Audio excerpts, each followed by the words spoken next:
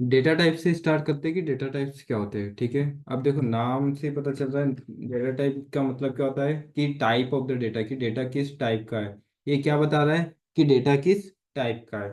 For example, जैसे कि अपन ने प्रीवियस लेक्चर में बात की थी कि जैसे कि आपने प्रीवियस लेक्चर नहीं देखा है तो देख लीजिएगा, आपको रिकॉर्डिंग मिल जाएगी मेरे यूट्यूब चैनल पे। ये डेटा टाइप की बात करते हैं कि डेटा टाइप क्या होता है, तो डेटा टाइप देखो नाम से ही बोल रहा है क्या होगा, टाइप ऑफ द डेटा, यानी कि डेटा का क्या टाइप है, कि डेटा किस टाइप का है। डेटा किस टाइप का है मतलब क्या हुआ कि वो इंटीजर टाइप का डेटा है, फ्लोट टाइप का डेटा है, यानी कैरेक्टर टाइप का डेटा है। अब सर ये सारे जो डेटा टाइप्स है, इसका मतलब समझ में नहीं आ रहा है कि आप बोलना क्या चाह रहे हैं, इंटीजर फ्लोट ये क्या होता है। तो मेरी बात सुना, जैसे कि आप मान लीजिए 1, 2, 3 ये वैल्यू लेते हैं, तो ये किस टाइप में आ रही है, इंटीजर टाइप में आ रही है। ये किस टाइप की वैल्यू है, इंटीजर टाइप की वैल्यू है। इंटीजर टाइप की वैल्यू, तो इसका जो डेटा टाइप होगा वो क्या होगा, इंट होगा। इसका जो डेटा टाइप है वो क्या है, इंट है। आए कि नहीं आए समझ में।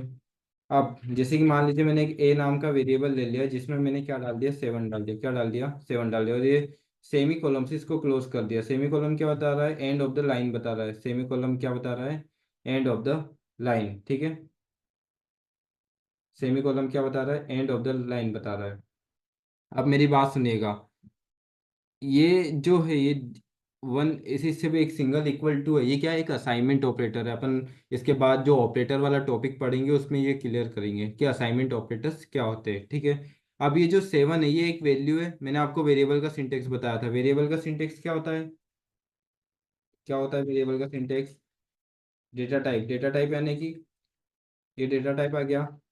फिर वेरिएबल नेम क्या आ जाएगा, वेरिएबल नेम इक्वल टू क्या आ जाएगा, वैल्यू। क्या आ जाएगा, वैल्यू। और सेमी कॉलम से क्लोज हो गया, ठीक है। अब वेरिएबल नेम, अब देखो यहाँ पर क्या डेटा टाइप, मैंने डेटा टाइप क्या ले लिया, इंटीजर ले लिया, कि मैंने एक इंटीजर टाइप का डेटा टाइप लिया है, ठीक है। उसके बाद वेरिएबल नेम, वेरिएबल नेम क्या ए है, यानी कि जो वेरिएबल का नाम है वो क्या ए है। आप कुछ भी ले सकते हैं, ऐसा कोई रेस्ट्रिक्शन नहीं है। और इक्वल टू वैल्यू, यानी कि ये क्या है, 7। मैंने ये 7 वैल्यू ली है। अब यानी क्या होगा, 7 नाम की जो वैल्यू है वो ए नाम के वेरिएबल में स्टोर हो जाएगी। जो 7 वैल्यू है वो किस नाम के वेरिएबल में स्टोर हो गई, ए नाम के वेरिएबल में स्टोर हो गई। मतलब इसका मतलब क्या होगा कि रैम में एक मेमोरी बनेगी जिसका जो नाम रहेगा, जिसका जो एड्रेस रहेगा वो क्या होगा, ए होगा। और उस ए नाम की मेमोरी में कौन सी वैल्यू है, 7 वैल्यू है। उस ए नाम की मेमोरी में कौन सी वैल्यू है, 7 वैल्यू है। आया कि नहीं आया समझ में, अरे हाँ कि ना, ठीक है। अब मैं इसको एक्सेस करने की कोशिश करता हूँ। क्या कर रहा हूँ, मैं इसको एक्सेस करने की कोशिश करता हूँ। तो मैंने क्या किया, print F double inverted comma. अब मैंने आपको बताया था कि हर एक की अपनी एक आइडेंटिटी है।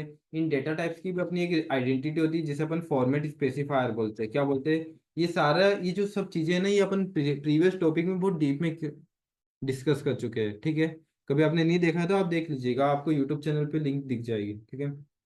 अब इंटीजर डेटा टाइप लिया है, इंटीजर डेटा टाइप लिया है, तो इसका जो फॉर्मेट स्पेसिफायर है वो क्या लेना पड़ेगा मुझे, %d लेना पड़ेगा।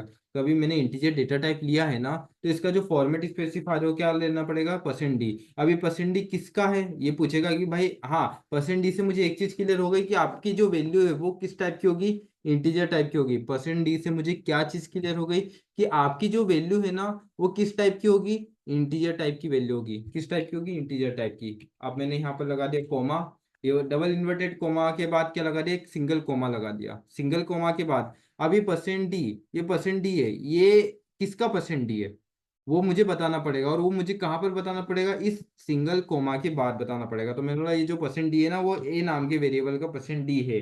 और सेमी कॉलम से मैंने इस लाइन को क्लोज कर दिया, ठीक है। मैं कंपाइल एंड रन करके देखता हूँ क्या आ गया, 7 वैल्यू आ गई। देख सकते हैं कि ये वैल्यू क्या है, 7, ठीक है।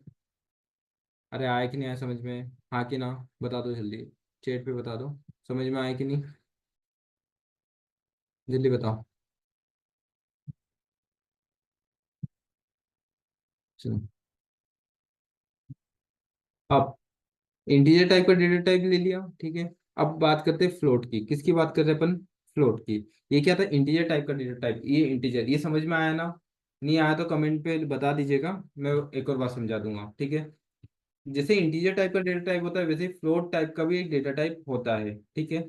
अब डेटा टाइप मैंने फ्लोट ले लिया, वेरिएबल का नाम मैं बी ले लेता हूँ, आप कुछ भी ले सकते हैं, ऐसा कोई रेस्ट्रिक्शन नहीं है, आप एज बेस कुछ भी ले लीजिए, अपन जैसे जैसे कोडिंग करेंगे आपको समझ में आता जाएगा। अब जब मैंने फ्लोट टाइप का डेटा टाइप लिया, यानी कि मुझे जो वैल्यू लेनी है वो किस टाइप में लेनी पड़ेगी, डेसिमल टाइप की वैल्यू लेनी पड़ेगी।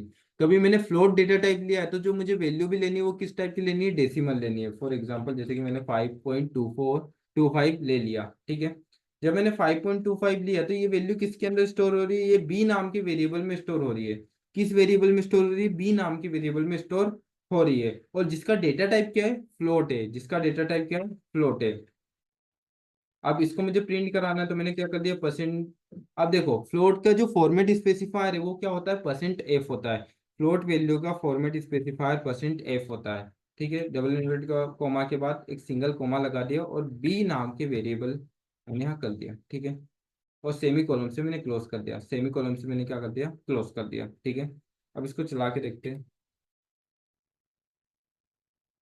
अब आप देख सकते हैं कि 75.25 और बाय डिफॉल्ट वो अपने आप से जीरो ले रहा है। तो ऐसा क्यों आ रहा है, देखो मैंने तो 5.25 लिया था तो ये 75 कहाँ से आ रहा है, आउटपुट में तो मुझे 75 दिख रहा है। आप देख सकते हैं कि आउटपुट क्या आ रहा है, 75 आ रहा है। लेकिन यहाँ पर इनपुट में तो मैंने 5.25 लिया, तो बाय डिफॉल्ट 5.25 आना चाहिए। इसका मतलब क्या हो रहा है, अब कभी मैं यहाँ पर देखूँ तो यहाँ पर 7 है और यहाँ पर 5.25 है। मतलब इसका मतलब क्या हो रहा है कि ये कुछ ऐसे बन के आ रहा है, 7, ये ए का, क्योंकि अपन देखो ए की वैल्यू भी प्रिंट करा रहे, किसकी वैल्यू प्रिंट करा रहे, ए की वैल्यू भी अपन प्रिंट करा रहे, ठीक है। एक काम करता हूँ, मैं इस ए वाली वैल्यू को कमेंट आउट कर देता हूँ, क्या कर देता हूँ, कमेंट आउट।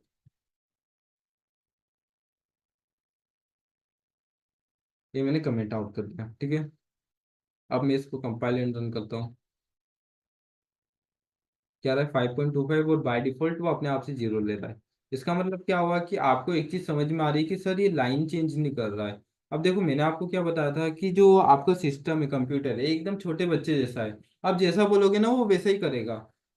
हाँ बट ऐसा है कि आप जो इनपुट दोगे उसके अकॉर्डिंग वो आउटपुट तो बहुत फास्ट देगा, एक इंसान से भी ज्यादा फास्ट देगा। लेकिन आपको उसको बताना पड़ेगा कि आप उसे क्या इनपुट दे रहे हो। मैंने यहाँ पर बोला कि भाई मुझे ए और बी की वैल्यू प्रिंट करानी है, मुझे क्या कराना है, एक ए की वैल्यू प्रिंट करानी है और एक बी की वैल्यू प्रिंट करानी है। पर मैंने उसे ये नहीं कहा कि भाई तू अलग लाइन में कराना, मैंने ऐसा बोला कि भाई तुझे अलग लाइन में प्रिंट कराना है। इसका मतलब क्या हुआ कि वो लाइन चेंज कर ही नहीं रहा है, क्यों नहीं कर रहा है, क्योंकि मैंने यूजर ने मैंने बताया ही नहीं कि भाई तुझे लाइन चेंज करनी है। तो सर लाइन चेंज करने के लिए कोई अलग इंस्ट्रक्शन रहता है क्या, मैंने बोला हाँ, लाइन चेंज करने के लिए एक इंस्ट्रक्शन रहता है जिसे अपन स्लैश एन बोलते हैं।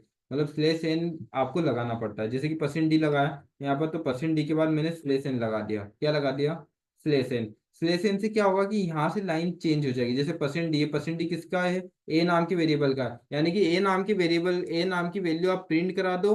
उसके बाद आप क्या कर दो, लाइन को चेंज कर दो, जैसे कि मैंने ये कर दिया। अब यहाँ पर 7 आ गया और लाइन चेंज हो गई, और क्या आ गया, 5.25, यानी कि स्लेशन क्या काम आता है, लाइन चेंज करने के काम आता है। स्लेशन किस काम आता है, लाइन चेंज करने के काम आता है, ठीक है। वैसे मैं यहाँ पर भी एक स्लेशन लगा देता हूँ, ठीक है। अब मैंने क्या कहा था कि जो चीज डबल नहीं ले पा, वो फ्लोट नहीं ले पाता, यानी कि जो वैल्यू फ्लोट नहीं ले पाता है वो डबल लेता है। फॉर एग्जाम्पल मैंने एक सी नाम का वेरिएबल लिया, इसमें आप क्या कर सकते हैं कि डेसिमल से कुछ ज्यादा, मतलब पॉइंट के बाद जो ज्यादा वैल्यू से, जो फ्लोट की कैपेसिटी के बाहर है वो डबल लेता है। जो फ्लोट की कैपेसिटी के बाहर है ना वो डबल लेता है, मतलब कि फ्लोट इतनी ज्यादा वैल्यू को अपने अंदर स्टोर नहीं करा पा रहा है तो वो डबल ले लेगा। अब सर तो फ्लोट कितनी वैल्यू को स्टोर कराता होगा, तो मैं डायरेक्टली प्रैक्टिकल करके बताऊंगा, इसे आने वाली वीडियोस में प्रैक्टिकल करके बताऊंगा, ठीक है। अब डबल का जो फॉर्मेट स्पेसिफायर है वो क्या है, परसेंट एल एफ है, क्या है, परसेंट एल एफ है। यहाँ पर स्लेशन में पहले लगा देता हूँ, अभी परसेंट एल एफ किसका है, सी का है। जो डबल का फॉर्मेट स्पेसिफायर है वो क्या है, परसेंट एल एफ है। अब आप देख सकते हैं डायरेक्टली आ गए, 5.2684। ये समझ में आ रहा है कि नहीं, अरे हाँ कि ना। देखो आते समय समझ में तो आ जाएगा, लेकिन अभी भी नहीं आ रहा है तो कमेंट करके बता दीजिए ताकि मैं वापस से एक्सप्लेन कर दूं। समझ में आ रहा है कि नहीं, ये दंशिका, शिवम, समझ में आ रहा है कि नहीं, आ रहा है समझ में, ठीक। अब ये तो हो गया फ्लोट डेटा टाइप्स की। अब किसकी बात करते हैं, कैरेक्टर की, किसकी बात कर रहा हूँ मैं, कैरेक्टर की। कैरेक्टर मैंने डी नाम का वेरिएबल ले लिया, ठीक है।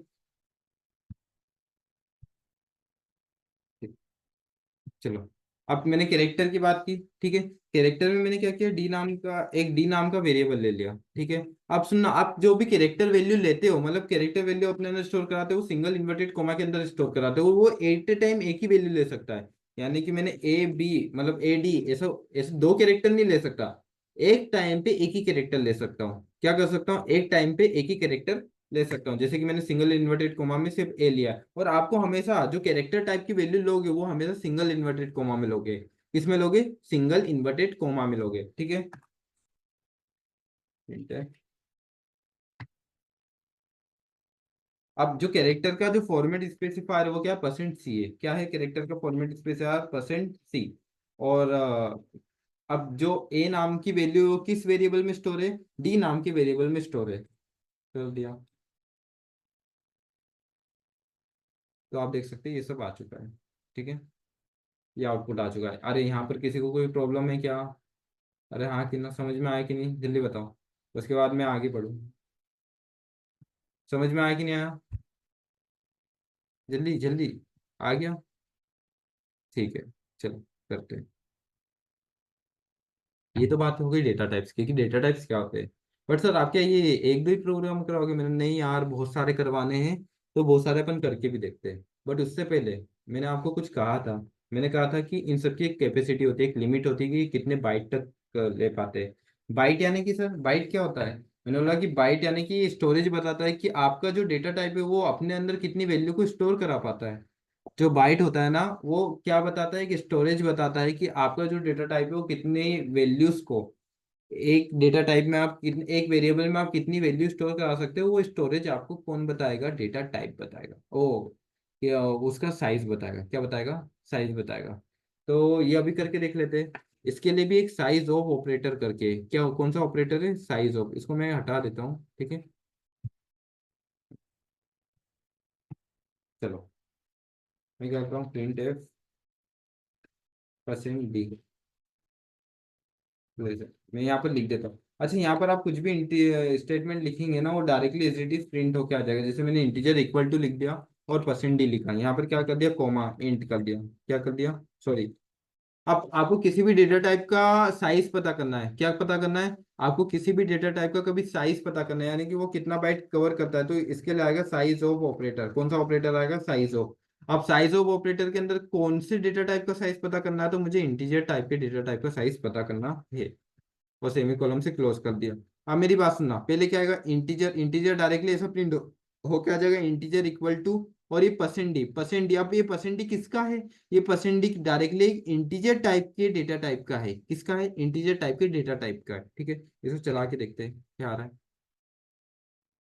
तो देख सकते हैं कि आपका जो इंटीजर टाइप का डेटा टाइप है वो 4 बाइट कवर करता है। कितनी बाइट कैरी करता है, 4 बाइट कैरी करता है, ठीक है। वैसे ही देखते हैं कि फ्लोट टाइप का जो डेटा टाइप है वो कितनी बाइट कवर करेगा।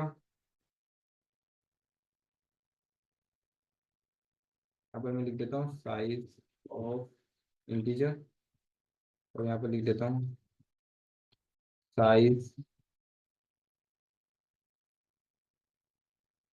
ठीक है, इक्वल टू। अब मेरी बात सुनना, साइज ऑफ फ्लोट तो मैंने लिख दिया, लेकिन फ्लोट का तो परसेंट एफ रहता है। जो फॉर्मेट स्पेसिफायर है फ्लोट का, वो परसेंट एफ रहता है। तो जी हाँ बिल्कुल, फ्लोट का जो फॉर्मेट स्पेसिफायर है परसेंट एफ रहता है। बट आपका जो साइज है वो किस में, इंटीजर टाइप की वैल्यू आता है कि भाई हाँ ये 4 बाइट कवर करता है, ये 8 बाइट कवर करता है, ये 6 बाइट कवर करता है। तो ये 4 6 8 ये क्या है, एक इंटीजर टाइप की वैल्यू है। अरे ये सब चीजें क्या है, ये एक इंटीजर टाइप की वैल्यू है। अरे हाँ कि ना?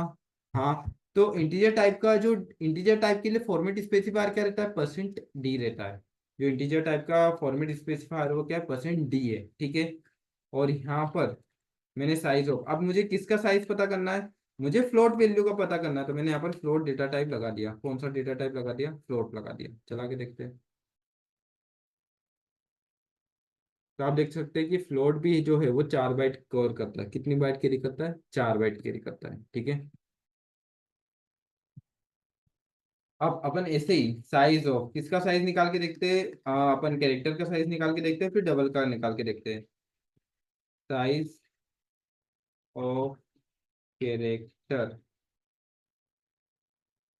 कैरेक्टर का जो फॉर्मेट स्पेसिफायर है वो तो परसेंट सी है, लेकिन अपन को कैरेक्टर वैल्यू तो ना चाहिए, साइज चाहिए। साइज किस में आता है? इंटीजर में आता है। तो मैंने क्या कर दिया, परसेंट डी लगा दिया।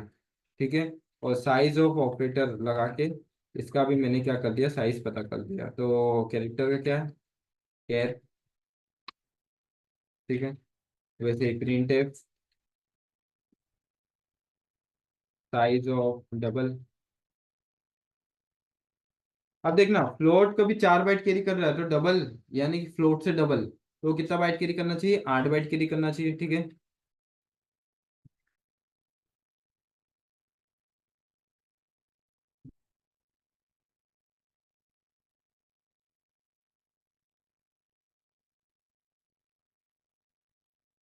चलो चला के देखते हैं।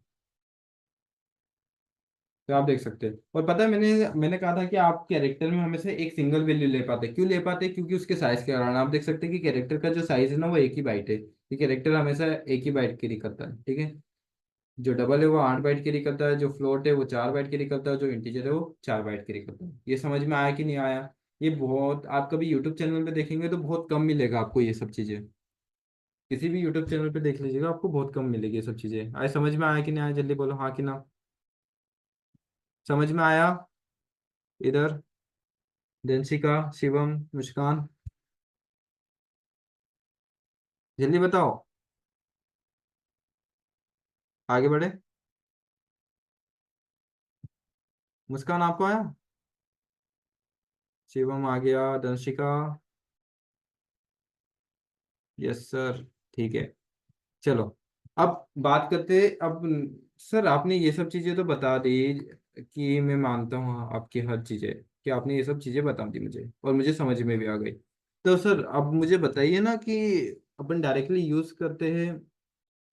आपने तो डायरेक्टली मतलब जो वैल्यू, जैसे कि मैंने बोल दिया कि इंटीजर a = 5, a = क्या कर दिया, 5 कर दिया। तो हाँ, ये चीज तो मुझे समझ में आ गई। कोई बड़ा रॉकेट साइंस भी नहीं है सर, कि आपने क्या किया कि एक ए नाम का वेरिएबल लिया जिसमें 5 वैल्यू स्टोर करा दी। लेकिन सर मुझे कभी रन टाइम पे वैल्यू लेनी हो, यानी कि कंसोल में आउटपुट आ गया उसके बाद मुझे वैल्यू इंटर करानी हो, तो ऐसा पॉसिबल है कि नहीं? मैंने बोला बिल्कुल पॉसिबल है यार, बिल्कुल पॉसिबल है ये सब चीजें। तो ये सब चीजें होगी कैसे सर? आप बताइए ना ये सब चीजें। तो मैंने कहा था कि भाई, जब मैंने तेरे को स्टार्टिंग में पढ़ाया था ना, याद कर डे 1 का लेक्चर, उसमें मैंने क्या बताया था कि जो आपकी सी की हेडर फाइल है stdio.h, उसमें दो प्री डिफाइंड मेन फंक्शन रहते हैं। क्या रहते हैं? दो प्री डिफाइंड। क्या? एक प्रिंटफ और एक स्कैनफ। अभी तक तो अपन ने प्रिंटफ का काम देखा है, स्कैनफ का देखा है क्या? नहीं देखा है, तो आप स्कैनफ का देख ले। वो बोलते बिल्कुल हाँ, चलिए कि स्कैनफ का भी काम देख लेते। तो चलो स्कैनफ का काम देख लेते कि स्कैनफ काम किस में आता है। ठीक है, स्कैनफ समझे? चलो स्कैनफ समझते हैं कि स्कैनफ यानी कि यूजर से कभी आपको इनपुट लेना है तो वो कैसे लेंगे। यूजर से इनपुट लेना है। चलो, यूजर से इनपुट लेना है, ठीक है। अब यूजर से इनपुट लेना है तो ये कैसा होगा? तो इसके लिए होता है एक M% ऑपरेटर। कौन सा होता है? M%, जिसे अपन एड्रेस ऑफ ऑपरेटर बोलते हैं। कौन सा ऑपरेटर बोलते हैं? Address of operator. ये अपन समझते हैं। ठीक है। मैंने क्या किया, एक ए नाम का वेरिएबल ले लिया। इस बार आप देख सकते हैं कि इसका इंटीजर डेटा टाइप लिया है। डेटा टाइप क्या है? इंटीजर है। यानी कि इस इंटीजर डेटा टाइप ने इस ए नाम के वेरिएबल को वो सारी पावर्स दे दी कि हाँ, जो ए नाम का वेरिएबल है ना, वो क्या कर सकता है, अपने अंदर सारी वैल्यू स्टोर करा सकता है। लेकिन वो वैल्यू किस टाइप की होनी चाहिए? इंटीजर टाइप की होनी चाहिए। वो वैल्यू किस टाइप की होनी चाहिए? इंटीजर टाइप की होनी चाहिए। ठीक है। बट अभी तक मैंने कोई वैल्यू डाली नहीं है। अभी तक मैंने कोई वैल्यू डाली है क्या? नहीं डाली है। ठीक है। तो मैं पहले यहाँ पर एक मैसेज प्रिंट करा देता हूँ कि एक अपना जो अपन आउटपुट ले रहे रन टाइम में, नो डाउट, लेकिन जरा अच्छा भी तो दिखना चाहिए वो आउटपुट। तो मैंने क्या बोल दिया, इंटर द वैल्यू ऑफ ए। मैंने क्या कर दिया, इंटर द वैल्यू ऑफ ए। ठीक है। चलो, ए की वैल्यू अपन इंटर करा रहे, स्कैन। अब मैंने क्या कहता है, स्कैनएफ। स्कैनएफ किस काम में आता है? यूजर से इनपुट लेने के काम में आता है। स्कैनएफ किस काम में आता है? यूजर से इनपुट लेने के काम में आता है। तो स्कैनएफ, अब डबल इन्वर्टेड कोमा में देखो, ए नाम का वेरिएबल है तो उसका फॉर्मेट स्पेसिफायर क्या आएगा? परसेंट डी आएगा, नो डाउट, यहाँ तक तो सेम है। ठीक है।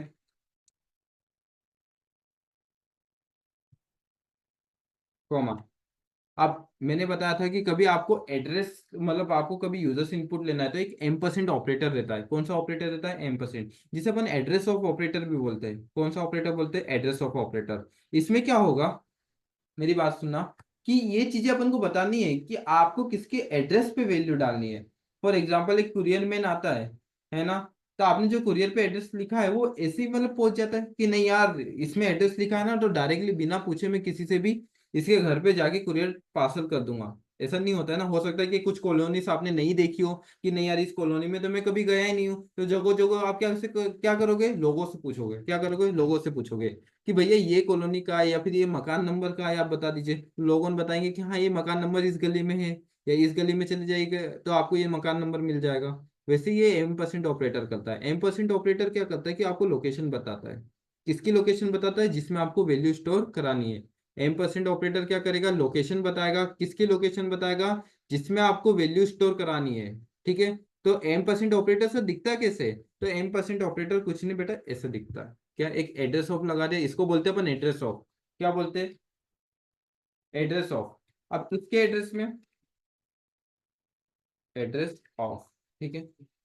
एड्रेस ऑफ ऑपरेटर है ये। कौन सा ऑपरेटर है, address of operator. Address of operator sir किसके एड्रेस में मुझे वैल्यू स्टोर करानी है, भैया मुझे ए नाम के वेरिएबल में वैल्यू को स्टोर कराना है। किस वेरिएबल में स्टोर कराना है, ए नाम के वेरिएबल में। तो मैंने एड्रेस ऑफ ए कर दिया, क्या कर दिया, एड्रेस ऑफ ए, और सेमी कॉलम से क्लोज। ठीक है। अब इस वैल्यू को मुझे प्रिंट भी कराना है, तो मैं करवा देता हूँ print f, enter the value of, sorry, मैं यहाँ अच्छा सा एक मैसेज प्रिंट कर देता हूँ, वैल्यू ऑफ ए इज। अब मैंने यहाँ पर क्या कर दिया, इक्वल टू %d। अब ये %d किसको लोकेट करेगा, इस डबल इन्वर्टेड कोमा की बाद की फर्स्ट वैल्यू को। जो पहला %d है ना, वो किसको लोकेट कर रहा है, डबल इन्वर्टेड कोमा की बाद की फर्स्ट वैल्यू को। तो मैंने फर्स्ट वैल्यू क्या कर दी, ए कर दी। कौन सी कर दी, ए कर दी। अब चला के देखते इसको, इंटर द वैल्यू ऑफ ए। अब मैंने वहां लेस नहीं लगा था तो लाइन चेंज नहीं हुई है, मैंने 8 डाल दी। तो value of A is a, 8। आप देख सकते हैं आउटपुट। अरे समझ में आया कि नहीं आया। आप देख सकते हैं कि देखो, यहाँ पे पूछा एड्रेस ऑफ, एड्रेस ऑफ मतलब आपको इनपुट लेना है, किसके एड्रेस पे लेना है, ए नाम के वेरिएबल के एड्रेस पे आपको इनपुट लेना है। लेकिन उससे पहले आपको ए नाम के वेरिएबल को डिक्लेयर भी करना पड़ेगा, और वो इस टाइप से आप डिक्लेयर करोगे, यानी कि डेटा टाइप और वेरिएबल नेम। मतलब आपको इनपुट लेने से पहले उस वेरिएबल को डिक्लेयर करना है, उसका जो सिंटेक्स है वो क्या है, डेटा टाइप वेरिएबल नेम, और सेमी कॉलम से क्लोज। ठीक है, आगे समझ में। चलो अब क्या करते हैं, एक फ्लोट टाइप की वैल्यू देते हैं बी। ठीक है, प्रिंट एफ,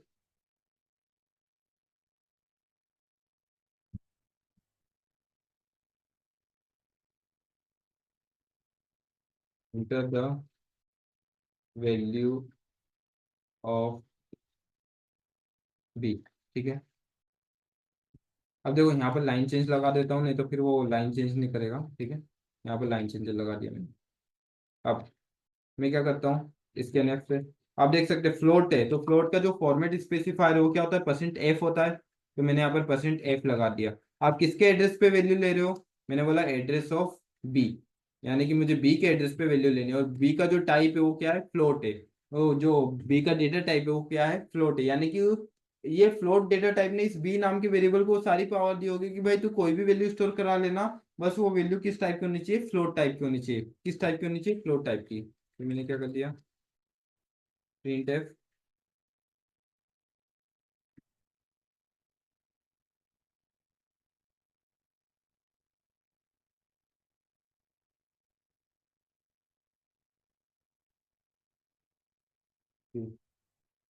ठीक है, मैंने वैल्यू प्रिंट करा दी पी की, देख सकते हैं आप।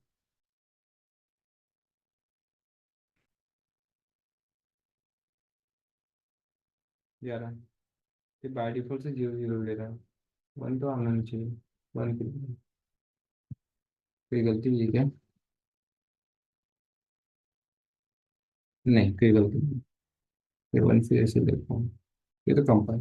चलिए, ये वाला समझ में आया कि नहीं आया, चलो बताइए। बाकी डबल वाला देखते चलिए। डबल वाला एक बार देख लेते हैं।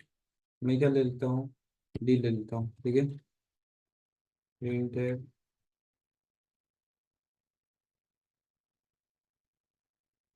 और डबल। ठीक है, तो इसके में %LF, डबल का क्या रहता है, %LF रहता है, कॉमा एड्रेस ऑफ डी। ठीक है, उसके बाद प्रिंट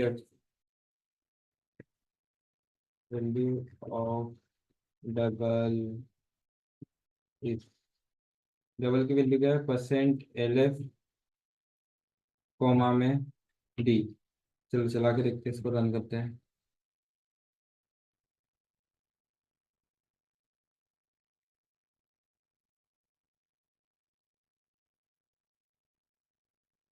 आया कि नहीं आया समझ में?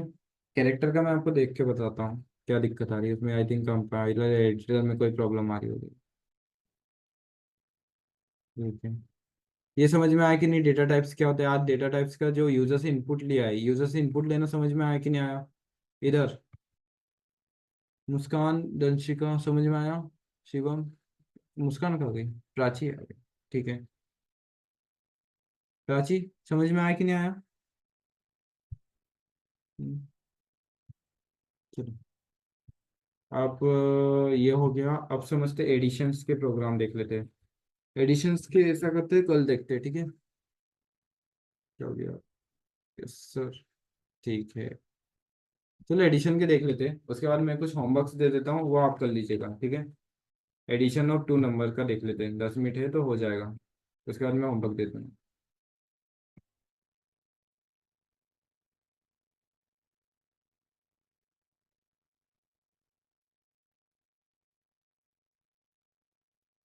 मुझे करना है, क्या करना है, एडिशन ऑफ टू नंबर करना है। क्या करना है, एडिशन ऑफ टू नंबर। तो मैंने एक इंटीजर टाइप का वेरिएबल ले लिया, जिसमें एक ए इक्वल टू 5 ले लिया और बी इक्वल टू 4 ले लिया, और एक सी नाम का वेरिएबल ले लिया। सी नाम का वेरिएबल क्यों लिया है मैं आपको बताता हूँ। अब मैंने क्या किया, सी इक्वल टू में ए प्लस बी किया। क्या किया, ए प्लस बी। देखो एडिशन करवाना है, क्या करा रहे हैं अपन, एडिशन करा रहे हैं किसका, दो नंबर्स का। अब देखना, ए नाम का जो वेरिएबल है उसके अंदर कौन सी वैल्यू स्टोर है, 5 वैल्यू स्टोर है। जो ए नाम का वेरिएबल है उसके अंदर कौन सी वैल्यू स्टोर है, 5 वैल्यू स्टोर है, यानी कि 5 है इसके अंदर, तो यहाँ पर क्या आ जाएगा, 5। बीच में कौन सा ऑपरेटर है, एडिशन वाला, तो यहाँ पर प्लस आ गया। अब बी नाम का जो वेरिएबल है उसमें 4 वैल्यू स्टोर है, तो इसमें क्या आ जाएगा, 4। तो यहाँ पर क्या आ जाएगा, 4। अब 5 प्लस 4 क्या कितना होता है, 9 होता है। 5 प्लस 4 कितना होता है, 9 होता है। तो ये 9 किस में जाके स्टोर हो रहा है, इस सी नाम के वेरिएबल में स्टोर हो रहा है। ये जो 9 है ये किस में जाके स्टोर हो रहा है, इस सी नाम के वेरिएबल में स्टोर हो रहा है। तो मैं यहाँ पर कर देता हूँ प्रिंट, इस वैल्यू को प्रिंट करा लेता हूँ। Value of C is percent D present comma C. चला के देखते हैं। तो वैल्यू ऑफ सी इज 9। समझ में आया कि नहीं? क्योंकि अब देखो होमवर्क लिख लीजिए आपका, कि आपको फ्लोट डेटा टाइप सुनना, कल अपन डिस्कस करेंगे, ठीक है? कल इसके बारे में अपन डिस्कस करेंगे। फ्लोट डेटा टाइप, डबल,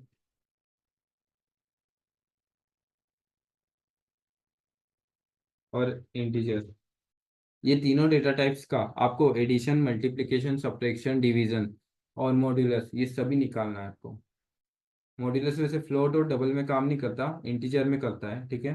तो आप एक काम कीजिएगा, मल्टीप्लिकेशन में लिख देता हूँ ना। एक तो मल्टीप्लिकेशन करना है आपको, फिर क्या करना है, एडिशन करना है, फिर क्या करना है, सब्ट्रैक्शन करना है, और फिर क्या करना है, डिवीजन। कल अपन करेंगे